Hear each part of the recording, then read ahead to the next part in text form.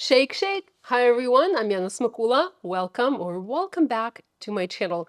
Today, we're looking at day 15. I can't believe how far we are. I know this video is a little late. I had to take a break from doing these videos daily. I had a couple of other videos that I needed to catch up and some other things. I actually took nearly an entire day to put a Christmas tree up.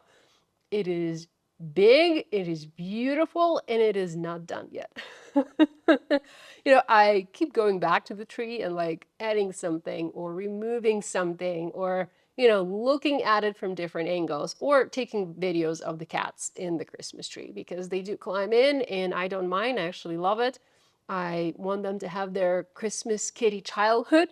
I think this is what Christmas is all about. Anyhow, let's go ahead and take a look at day 15. Now, where is it? Oh, there it is. Okay, day 15 brings us, let's see. Oh, it brings us that beautiful fish. This is something that we saw on the back of the packaging. There's a little preview right here. You see that cute little fish in a fish bowl? Oh, so adorable. Love it. Okay, let's take a look or take these out of the baggie and take a look at the size. Okay, the fish bowl is pretty big. So this is about just a little over 2 inches by 2 inches. Then we have this piece for the water. You kind of probably added behind this one. Okay, and then you have your little fish. Fish is not too big. It's inch and a half, probably smaller than that, inch and a quarter by 1 inch. And then we have an additional die to cut the detail pieces, like the body for the fish. And then this is the piece that goes behind the eyes so that you can make that a different color, I think. Let me make a card and I'll be back. Here's a look at the card I created with the day 15 surprise from the Crafty Advent Calendar from Spellbinders. I love this die set. So this is such a cool fishbowl, but to me, this fishbowl also looked like a vase and I wanted to add some flowers to it. So I looked through my stash. I wanted to find some flowers that had a long stem, and I found this older die set. This is called Sealed Botanical Sprigs. Spellbinders had this whole sealed collection a while back. It was designed to work with the wax seals, although it works just as beautifully alone without the seals. And it works really great if you have a container to put these sprigs into. So I die cut a couple of pieces from here. I first used this one. I cut it from the Peridot cardstock. And as you can see, I also added like a little yellow center, I guess. So I kind of altered this flower. And the center, the yellow center, comes from the floral die set from this advent calendar. So this is just something that I pulled from a previous day and created my own little decor. I also die cut these 2 additional sprigs and I used rainforest and fern cardstock, added little berries cut from white. This is the brushed metallic cardstock from the Antique Assorted pack from Treasured Cardstock from Spellbinders. I love that paper. So that's how I created the little floral cluster. And by the way, to die cut the fishbowl, I used the same cardstock, the same white cardstock. I also used waterfall for the water, added a little bit of white from behind to mimic the air bubbles. The fish was die cut from regular white cardstock and saffron, so it's not really a goldfish, just a fun fish. I could have added ink blending to the water, to the fish, so I could have done more to this card, but I kind of wanted to keep it simple and rather have a play with the abstract idea of this card, if you will.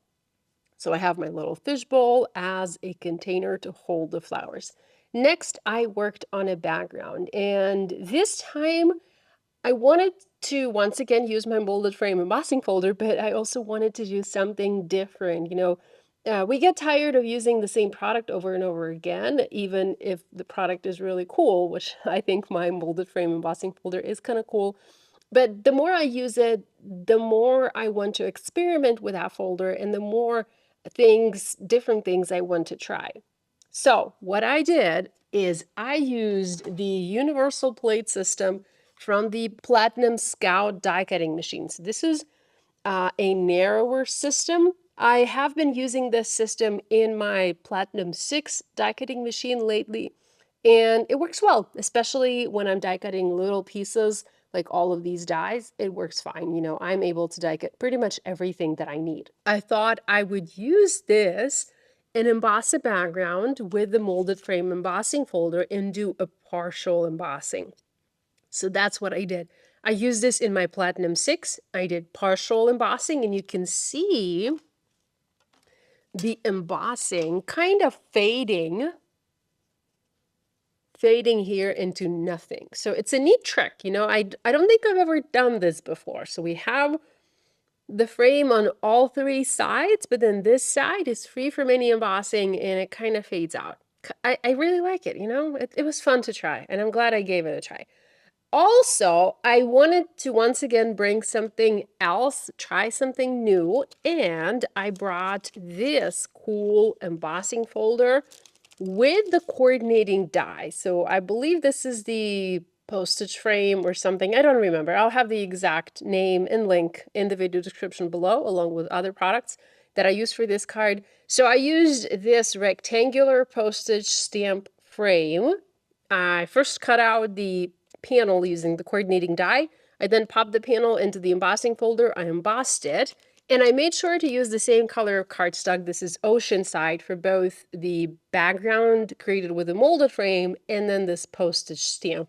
And then I just layered one on top of the other for like a cool tone-on-tone look, and I quite like it. You know, it's a different look. So I also used, once again, as always, the Ideal Moments Sentiments set. I have one that says, "You've got this." Again, this was foiled in white foil, opaque white foil. I just added a little sentimental pop of pink here. I felt like this color combination kind of needed like a little pop of pink. A pop of red would also look great here. And that was it. That's a super simple card, a super simple color combination too. I did finish this card by adding a couple of opal gems. I'm all out of opal gems, but I was able to find just a few left on a carrier sheet, and I added them here onto the background just to fill it in a bit more. So this is a look at the day 15 of the Crafty Advent Calendar surprise and project from Spellbinders.